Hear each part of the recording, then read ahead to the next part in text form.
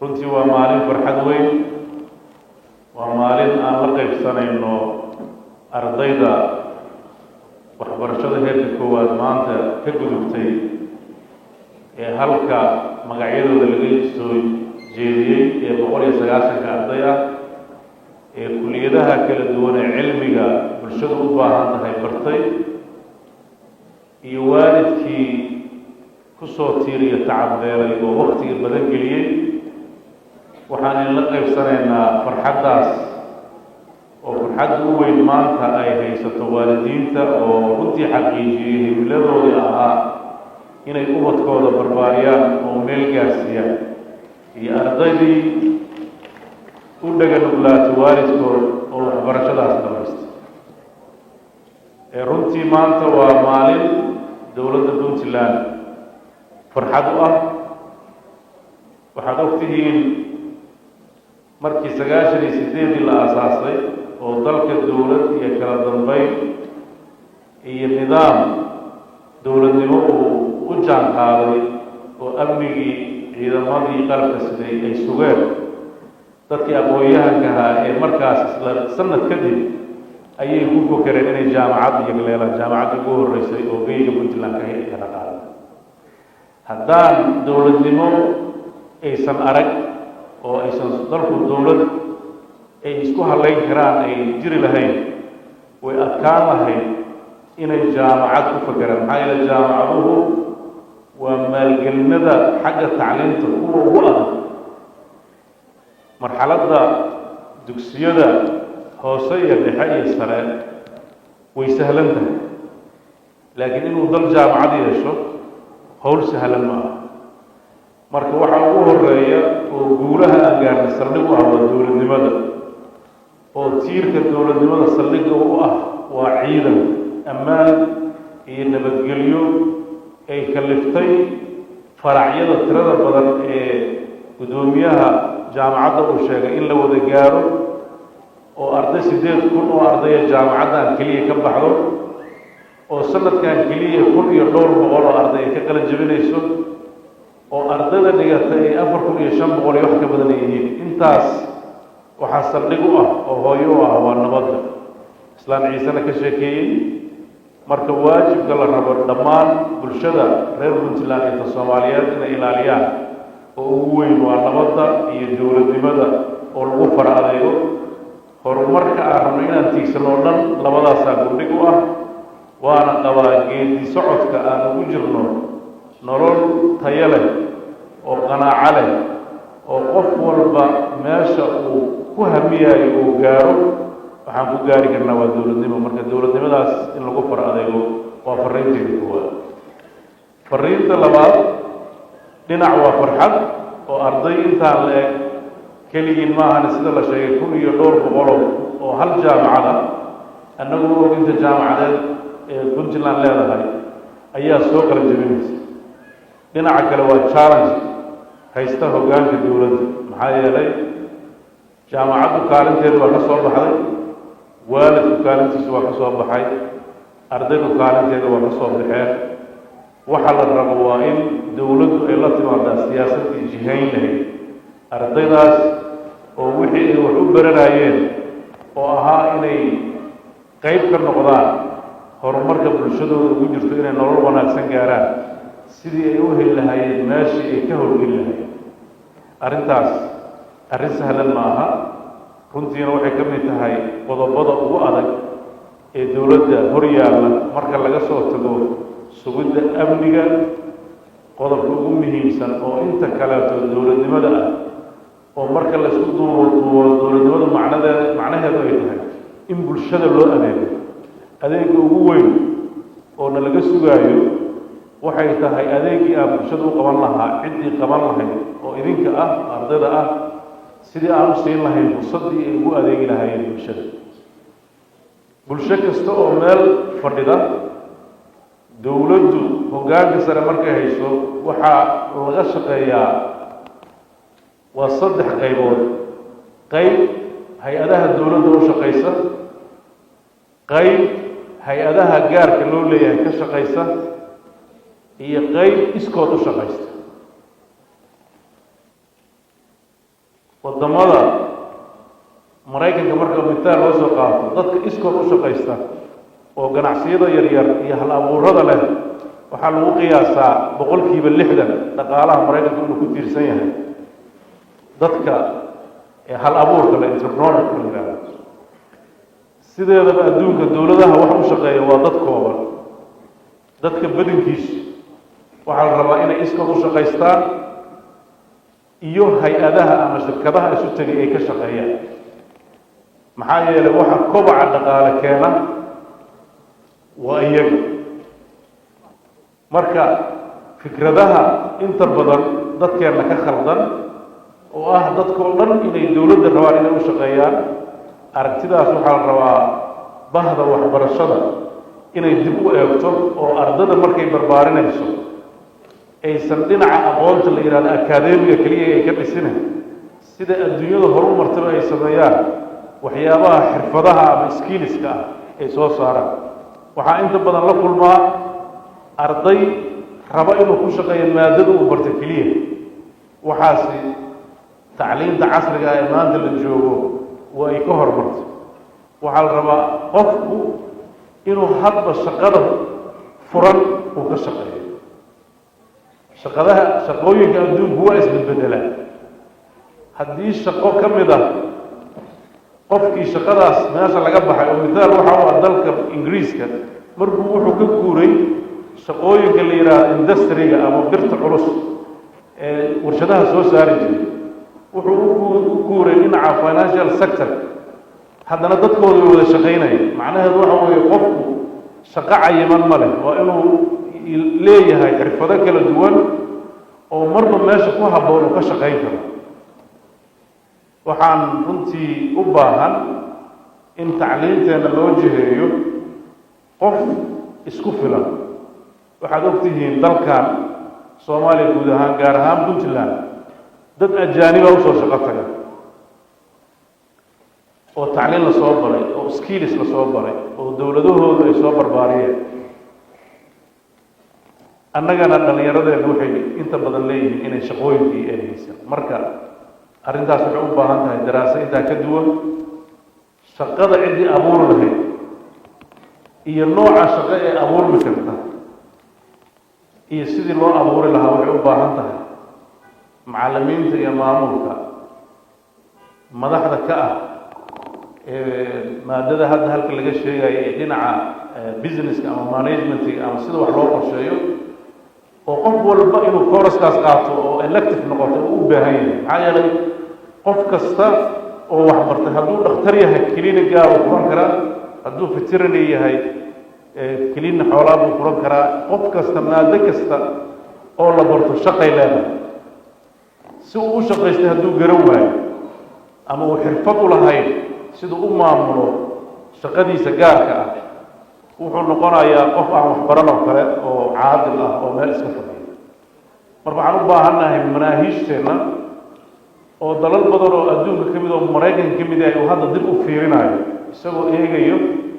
waxaa la yidhaahdo suuqa siduu guddoomiyuhu sheegay waxay ku salaysan tahay fursadaha suuqa ka jira fursadaha suuqeena ka jira waa ay badan yihiin waxay ku xiran yihiin hadba habdhaqan dhaqaaleedkeenna iyo awoodaheenna aan haysano dabcan dhaqaalaheennu wuxuu ku tiirsan yahay xoolaha nool wuxuu ku tiirsan yahay badda wuxuu ku tiirsan yahay macdanta wuxuu ku tiirsan yahay hal abuurka iyo adeega serviceska maxaa yeelay shacabkeennu waa shacab fircoon oo maskax furan oo haddii loo diyaariyo inay awood wax soo saar yeeshaan iyo aqoon iyo xirfado ay suuragashahay meesha hadda anaga nolol soo waarido ama nolol soo dhoofiyo dad xirfadlayaala waxaad ogtihiin hadda iskuulaadkii iyo shaqooyinkii kulli waxaa lagala yimaadaa Kenya iyo India iyo waa dad la soo dhoofiyey waxaa la rabaa in ardadeena xataa haddii suuqa uu ka buuxsamo ay awood u leeyihiin inay wadamada dariska iyo meelaha kale ka shaqayn karaan maadaama dhinaca ganacsiga iyo furnaanta ay kaga fiican yihiin oo dad fara badan oo Soomaali oo deegaankan u dhashay oo aan aqoon lahayn laakiin kartidi iyo maskax furnaan leh ayaa waxay tagay wadamada East Africa oo indhaha u furo shaqada baray marka haddii uu tago qof aqoontiina leh firfircoonaantiina leh dhaqaalaha ugu soo shaqeeyna dalka dib ugu soo celiyo wadamo badan oo Masar ka mid tahay waxay ku tiirsan tahay dhaqaalahooda dakhliga ugu yimaada dadka ay dibadda u dhoofiso oo soo shaqeeya marka qofka hadduu dhoofo inuu dalkii baan ka cararay yiraahdo dib ugu soo noqon maaha Soomaaliya ruuxadeeda burburkii kadib dadka badbaadiyay waa dadkii dhoofay oo shaqooyinka meelaha kale ka helay marka qofku markuu dhoofo laakiin uu hadaf leeyahay wuxuu weli ka qayb qaadanayaa bulshadiisa iyo deegaankiisa horumarkeeda marka waxaan aad u rajaynayaa in aqoonta habkan waan qali jibinay oo mararka qaarkood iska noqon karta nooc faanka ka mid in laga bedelo uu noqdo wax tayo bulshada wax kusoo kordhin kara oo hadaf leh qodobka labaad oo rabo inaan isdul taago waxa weeye halka waxaa laga sheegay 6 arday ugu sarreysa inay 5 gabdho tahay arday ugu sarreeyana ay gabar tahay runtii waan ka mahadcelinayaa gabdhaha dadaalka istimada halka fadhiyo waxgaradkana waxaan ku boorinayaa marka ay shaqooyinka dawladdu u raadinayaan ama xildhibaanada u raadinayaan inay ku dhisaan dalka dadka wax u qaban karo oo gabdhaha la soo horumariyo ruuxadooda gabdhaha haddiiba raggii tartankii aqoonta uga bateen waxaa la rabaa shaqooyinka dawladdu u baahan tahayna inuu tartan uu ku yimaado oo dadka dalka wax tari kara nambarka yar ee dawladdu u shaqaynayo waxaa la rabaa nambarka kartida iyo aqoonta leh oo dadka intiisa badan hogaamiya marka taasna runtii waa dhiirigelin iyo fursad markii sidaas oo kale tartan la geliyo waa soo baxay laakiin wiilashu waxay isu dhiganayaan kolley hadhow reer hebel baa meel ku tegaysaa waxbarashada waxu ku taramaysa saas aan u qaataani marka ya marka arrintaasna waxaa la rabaa bulshada inay dib u fiiriso maxaa yeelay dhaqanka bulsho leedahay madax dawladeed keliya ma bedeli karto waxay u baahan tahay in la iska kaashado oo la isla garto oo lagu heshiiyo haddii aan heshiis lagu ahayn way adag tahay madaxda siyaasadda go-aan noocaas oo kale inay qaadato maxaa yeelay deganaanshaha iyo is-ogolaanshaha bulshada ayaa horta saldhig u ah wax walba marka gabdhaha fursadaha ay waayaan siyaasiyiinta iyo dadka mas-uuliyiinta keliya ay canaanina waxaa la rabaa inay wax ka soo dhisaan bulshadu inay aqbalaan oo iyaguna farkooda dowrkaas ay qayb ka qaataan waana rajaynayaa ilaahay runtii maanta halka waxa uu ka furan waa dardaaran la dardaarmaya ardayda oo noloshii saxda ahayd oo dhabta maanta ay bilaabatay qofka marka uu graduate gareeyo wuxuu diyaar u yahay inuu bulshada ku soo kordhiyo hadda wixii ka dambeeya tacliin la sii wado mahal qofkii raba inuu akadeemiga iyo jaamacadaha ka shaqeeyo unbaa tacliinta sii wadana laakiin tacliintii la rabay inuu ku howlgalo waa digriga koowaad oo la rabo inuu maaragtay uu ku howlgalo dadka qaybtiis shaqooyinka qaybtooda intay iska diidaan bay mararka qaarkood iyagoonan hiwaayad u lahayn inay hadhow jaamacadaha ka shaqeeyaan ayay digriga jaamacadda iska sii wadaan taa lama rabo waxaa la rabaa qofka dhinacaas aadaya inuu ahaado qof fiilka raba inuu kusii dhex jiro uu sii kordhisanayo laakiin waxaa la rabaa inaad shaqooyin abuurtaan dabcan annagoo la kaashanayna waxgaradka kale iyo aqoon-yahanada iyo cid kastoo naga caawinaysa waxaa jirta siyaasad dawladdu ay leedahay oo ay rabto inay shaqooyinku abuurto shaqooyinkaas macnaheedu ma aha shaqooyin dawladda loo shaqaynayo laakiin waxaan rabnaa inaan soo bandhigno dadku inuu shaqaysto oo waxyaabaha u badan oo dawladda aad ka arkayseen oo ah in la dhiirigeliyo maalgashiga in la abuuro khayraadka aan leenahay cid maalgelisa si shaqooyin u abuurmaan iyo in dadka xirfadaha leh loo sahlo annagoo la kaashanayna dadka qunuugta iyo maaragtay ee dhaqaalaha haya in la maalgelin karo arday la timaada hal abuur wax qabsi ama wax soo saar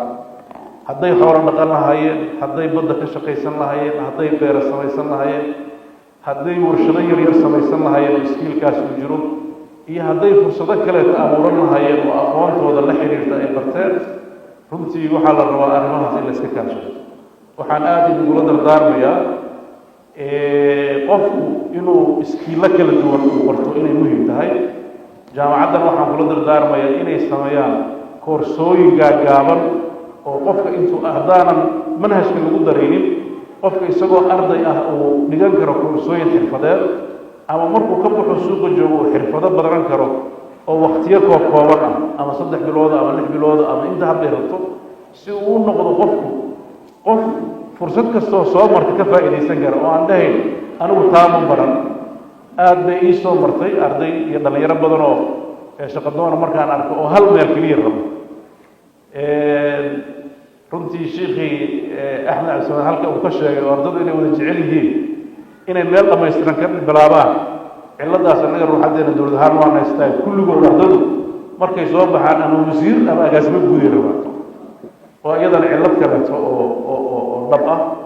oo dadkii ma rabaan inay shaqooyinku si gradual u bilaabaan oo maaragtay si uu horumarka uu rabo inuu u gaaro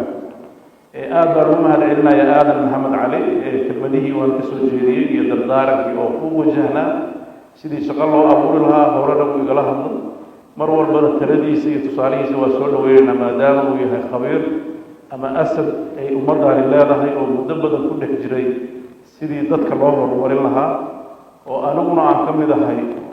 dadkii iyo jiilashii uu soo saaray xilligii uu tacliinta ka shaqayn jiray iyo in badan oo halka fadhida sidoo kaleeto islaam ciise oo runtii mar walba sida halkaba sheegay dhiirigeliya ama uu halkaba ka sheegay inuu mar walba u taagan yahay horumarka haddii dhaqankeenna ay horumarka u taagan yihiin haddii aqoon-yahankeenna iyo siyaasiyiinteenna horumar ka shaqaynayaan horumarkiina uu gaabis yahay waxaan isleeyahay meesha uu ka jiifo waa aqoon-yahanka dhalinta yar ee la rabo inay wax muuqda soo kordhiyaan waxaan rajaynayaa inay dhammaan shaqooyinka furan ee dalka ka jira noocuu raba ha ahaado shaqadu ceeb ma aha shaqadu xishood ma leh shaqadu maraaxil ma kale leh adduunyadoo dhan taasay ka jirtaa qofku isagoo digrii gaar ah haysta ayuu haddana taxi driver yahay ama baabiyeeri ka shaqeeya ama burkiyeer waxay gabdhuhu dhahaan ama shaqooyin yaryar oo kaleeto dukaamo yaryar haystaa waxaa lagaa rabaa adigu waa dakhli aada ku maaraysid nolosha qoyskaaga iyo dadkii kugu soo tacarbiiray iyo taada adigana aada ku abuuratid nolol cusub iyo qoys cusub haddaadan dakhli lahayn waxaa weli culays ku noqonaysaa hooyadii iyo aabbihii kugu soo kalay tiirir iyo tacbeela inaa weli dul fadhidid oo weli sidii subaxdii aada u rabtid cajeelada lagu dibo taasna runtii waxay ceeb ku tahay bulshooyinku horumaray marka waxaan u baahannahay iyadoo cilmi baarisna lagu samaynayo bulsho in la wajaho in aan isbeddel bulsho la nimaado jaamacaduhu waana muuqataa intii hadda ay jireen dalka isbeddel weyn baa ku dhacay meeshu joogu jiray iyo meeshu maanta joogo waxaa la rabaa in la sii kordhiyo isbeddelka bulsho ee aan ku wajahannahay oo ugu dambeyntiisu tahay nolol sharaf leh karaamo leh qanaaco leh in aan wada gaarno bulsho ahaan reer puntland iyo soomaaliya guud ahaanba aad baan inugu mahadcelinayaa intii ka soo shaqaysay xafladdan intii dadaalka usoo baxaysay ardada oo ugu horreeyaan maamulka iyo macallimiinta guud ahaan bariga africa iyo faraca galowga intaba waad mahadsantihiin wassalaamu calaykum waraxmatullahi wabarakatu